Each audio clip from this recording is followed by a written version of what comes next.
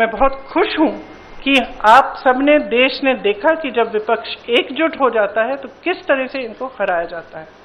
किसी ने मुझे पूछा आते हुए कि ब्लैक डे है, आप ये सरकार कह रहे हैं कि ब्लैक डे है। ब्लैक डे इनके लिए इसलिए है क्योंकि पहली बार इनको धक्का लगा जो लगना चाहिए था। आज की महिलाओं की समस्याएं बहुत ज्यादा बढ़ रही हैं, संघर्ष बढ़ रहा है। बेवकूफ नहीं है महिलाएं, सब कुछ देख रही हैं। वो पीआर, मीडियाबाजी वो अब नहीं चलेगी। कुछ ठोस करना है तो आप 2023 में जो सर्वसहमति से जो विधेयक पास हुआ था, पारित हुआ था, सारे दलों ने उसका समर्थन किया था, उसको लाइए। उसमें अगर कुछ एकाध संशोधन करना है छोटा, ताकि वो अभी लागू हो सकता है, करिए और उसको अभी लागू करिए। कल जो हुआ वो लोकतंत्र के लिए एक बहुत बहुत बड़ी जीत रही। ये संविधान की जीत थी, देश की जीत थी और विपक्ष की एकता की जीत थी। मेरे ख्याल से पूरी साजिश जो रची गई षड्यंत्र की तरह कि किसी न किसी तरह से हमें सत्ता में रहना है। अगर अभी नहीं किया जाएगा तो 2029 तक जो ये करना चाह रहे हैं परसिमन 2011 के जनगणना के आधार पर, वो नहीं खत्म हो पाएगा। तो ये सब करने के लिए एक तरह से प्लान बनाने के लिए कि परमानेंटली हम सत्ता में कैसे रह सकते हैं। तो ये साफ है कि उन्होंने सोचा चलो पारित हो जाएगा तो जीत, पारित नहीं होगा तो हम हर नेता के सामने बाकी पार्टियों को महिला विरोधी कहकर महिलाओं के मसीहा बन जाएंगे।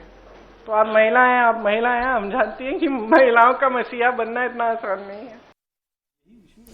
आज बीजेपी ने भी प्रेस कॉन्फ्रेंस कर विपक्ष को आईना दिखाने की कोशिश की। बीजेपी की तरफ से स्मृति ईरानी ने कहा कि देश की महिलाएं कांग्रेस के काले कारनामे याद रखेगी।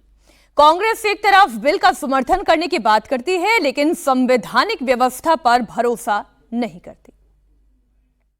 और देश की महिलाएं ये भी याद रखेंगी कि 33% आरक्षण का बिल भाजपा नेत एनडीए की सरकार ने दोनों सदनों में पास किया और कांग्रेस की मंशा 98 साल सपना दिखाना, जब सत्ता होना तब उस सत्ता का सदुपयोग करके महिलाओं को आरक्षण ना दिलवाना बल्कि लोकसभा में यूपीए के कार्यकाल में उस बिल को लैप्स कराना।